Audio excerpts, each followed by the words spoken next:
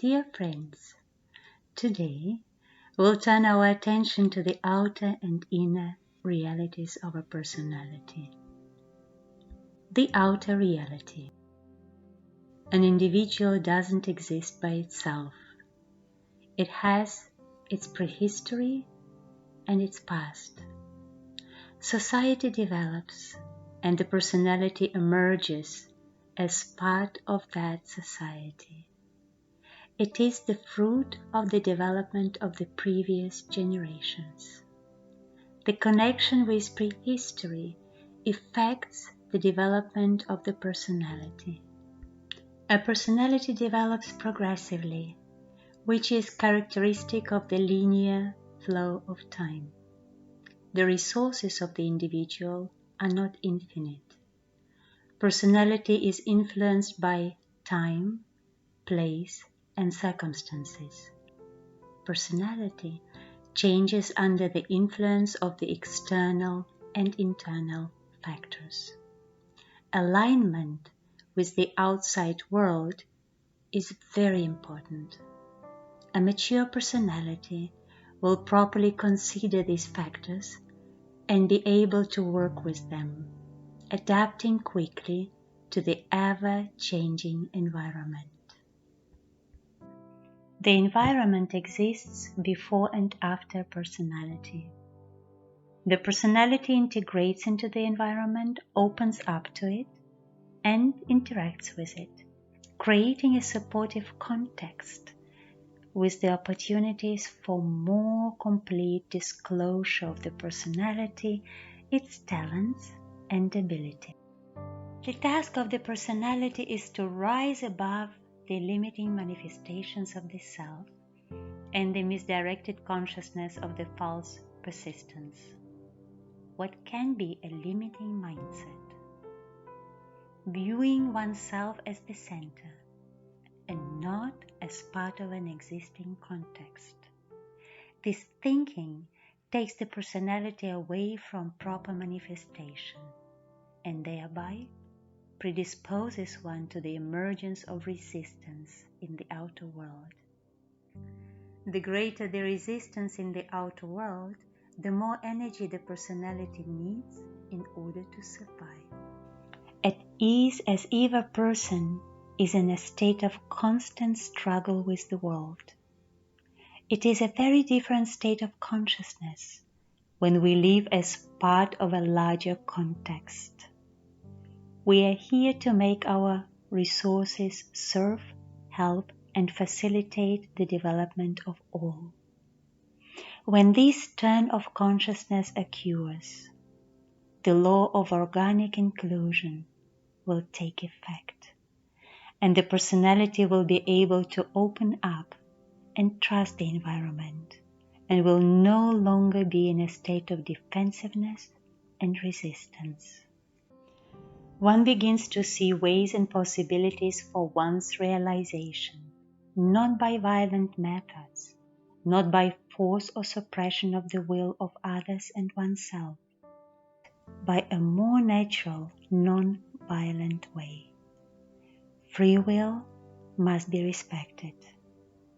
We have important talents and skills that are not replaceable.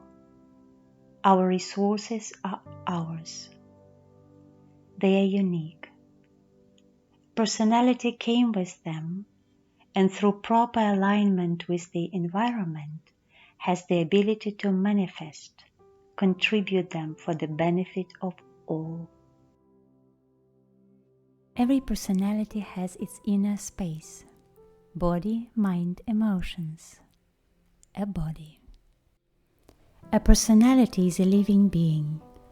A well-aligned, mature individual does not treat his body as a tool, as a servant. We must trust, monitor, and protect our bodies. A body also has a will of its own to protect itself when the personality does not understand what to do. The body knows much more than the personality in this earthly world. It is part of it. The consciousness of the soul can get aligned with the consciousness of the body. and then they begin to work in harmony. But it doesn't always work out that way. If they are not well aligned, the body becomes weaker and gets sick. It can be a disease of the mind, it can be a disease of the arms, legs, and other parts of the body. When the connection is inaccurate, the consciousness of the body can become disturbed. For example, wanting to harm itself directly or indirectly. If you're a yoga practitioner, you know that the first step in yoga is ahimsa, meaning non-violence, non-injury, no harm, protecting both the self and the others. Sometimes it happens that the soul has already disconnected, has withdrawn its attention, but the body still lives. The consciousness and will of the body still live. It's possible for a short time because the body needs the presence of the soul, which is its foundation. Disconnected from soul consciousness, it loses access to its special faculties, which are activated only in the presence of the soul. Elegant control of one's muscles, access to healing energies are possible only through the presence of the soul. It triggers in the body the most amazing abilities and mechanisms.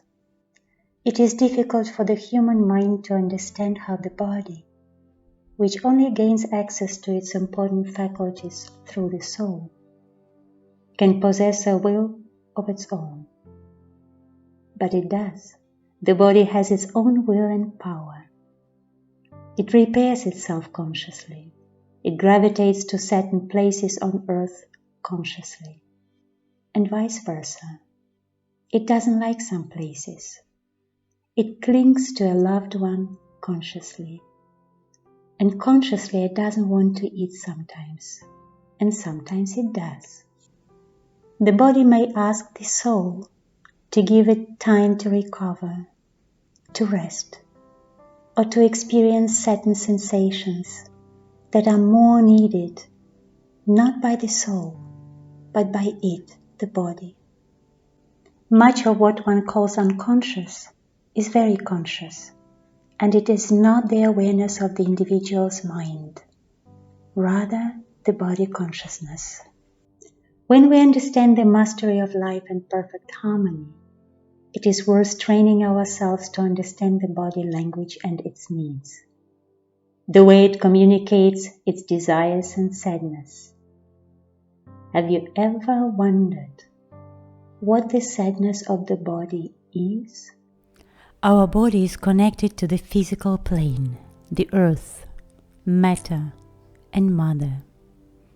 Our power to bring ideas to life, to realize plans and aspirations, is connected to the body, the earth. If the problems associated with the physical plane are not resolved, successful passage through the other planes becomes challenging. Emotions.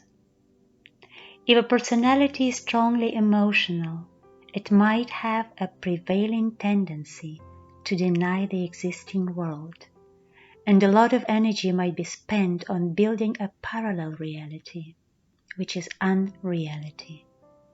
It can be easier for the personality to exist in it. However, it is misleading, and it loses the ability to form its free will, to decide and to take appropriate actions. It disturbs our alignment with the reality around us. A mature personality knows how to get along with the factors of time, place, and circumstances, and interact intelligently with the laws of the outer world. Mind. Before one becomes aware of one's presence as a fully embodied spirit, the mind must be transformed into an alert, active, and evolved instrument, not a lazy mind. And it is not for nothing that society develops the intellect. This is how the source expands itself in us, humans. As we know, only knowledge can destroy ignorance and let the luminous consciousness shine bright. An individual can be contaminated by ignorance, convenience, or outdated beliefs, attitudes, and mindsets, our false friends, that are no longer crucial, authoritative for our time and place. They only mislead us and hinder our development. The wisest thoughts, if they are not timely, hide the windows of opportunity like clouds block the sun. There is a given reality. Accept it. Take responsibility for it and begin to create from it. Make a conscious effort to overcome laziness, the comfort zone, and the initial resistance in the world around us. People can feel very good about themselves, and they don't want to look at the problem areas and circumstances of their lives. To get out of their comfort zone, we adapt to everything, even to our disharmony. We have developed many techniques, therapies, and medications to feel happy in total disharmony. We are so masterful at silencing the inner voice and convincing ourselves that everything is just fine, that we stop trying. That's the way life flows and flows. We create a sense of development, moving from one distortion to the next. It's like we're in a dream, and the dream is quite real to us, as long as we are in that dream. Sometimes there is an invasion of unknowable higher forces. When spirit breaks through our clouded mind and the window of opportunity appears, and we are given a chance to understand the key action, what needs to be done in the moment to turn the situation around, and magic happens. What we have been given a great deal of importance up to this moment, we are able to decrease the importance of one thought for the benefit of the bigger picture. And on the other hand, something that was not noticed at all, something very important that we could confidently rely on, has somehow disappeared from the field of vision as we didn't give it any significance. Reorganizing our thinking space by setting the right priorities and begin to live in harmony with ourselves and in alignment with all. This is our main task.